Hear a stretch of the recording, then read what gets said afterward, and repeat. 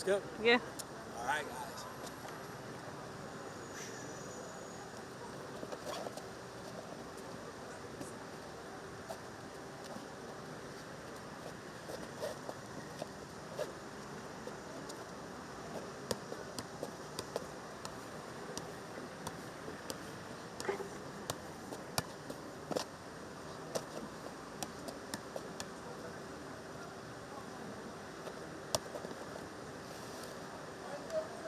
Let's go.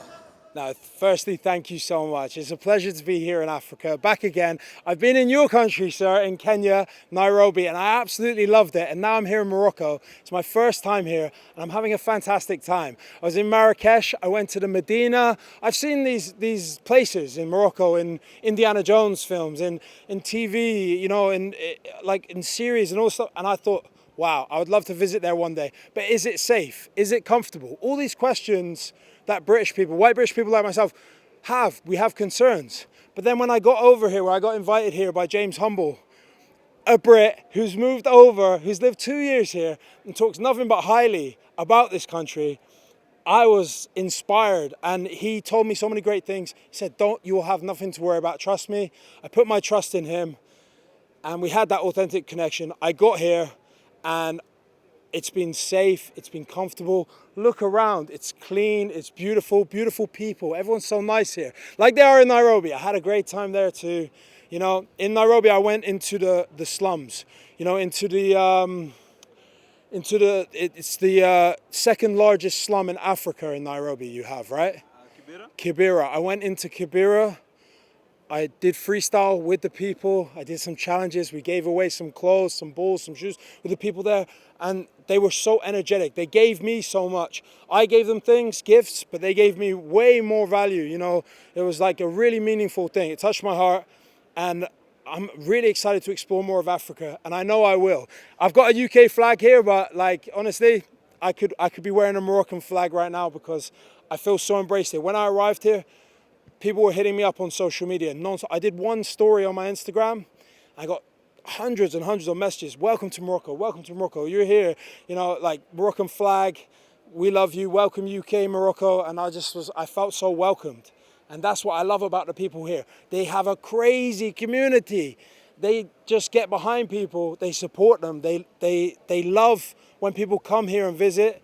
And when the World Cup's here, it's going to be amazing. But they need to start before, because yes, they may have the infrastructure, but they need to start leading the way in African football, not just chasing it, you know, and trying to develop it. They need to start now. They have enough lead time, and with the strategic positioning, location-wise, with you know, Africa, Europe building that bridge, and with the Middle East building that bridge over.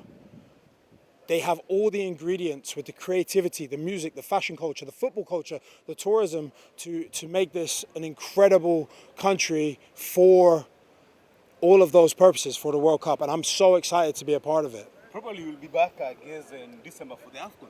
I would love to come back in December for the AFCON. You know, in December, this is to everyone out here, because in December in England, it gets cold.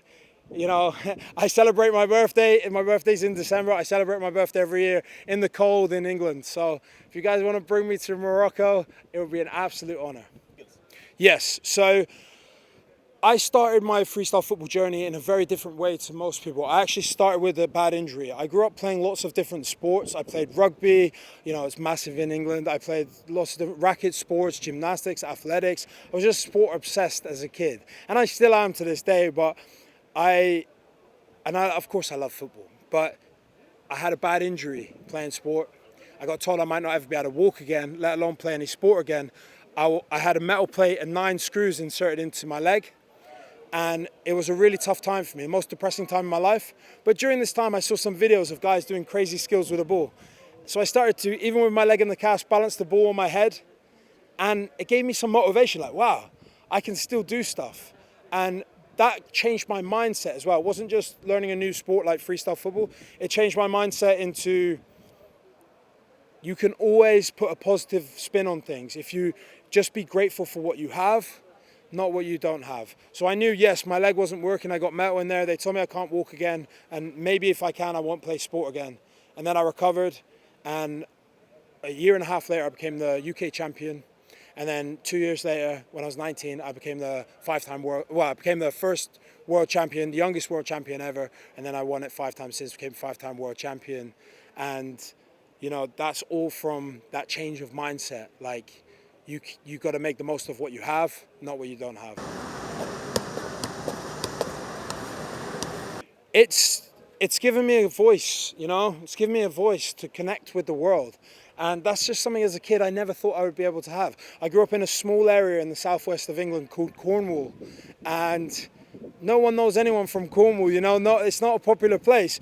But, I mean, it's a beautiful place, beautiful people, but we don't get that reach. And the fact that I have a global audience and millions of fans around the world following me on social media, and I have a voice and a credibility behind it with what I've achieved and the people I've worked with, it's amazing, but it's a big responsibility.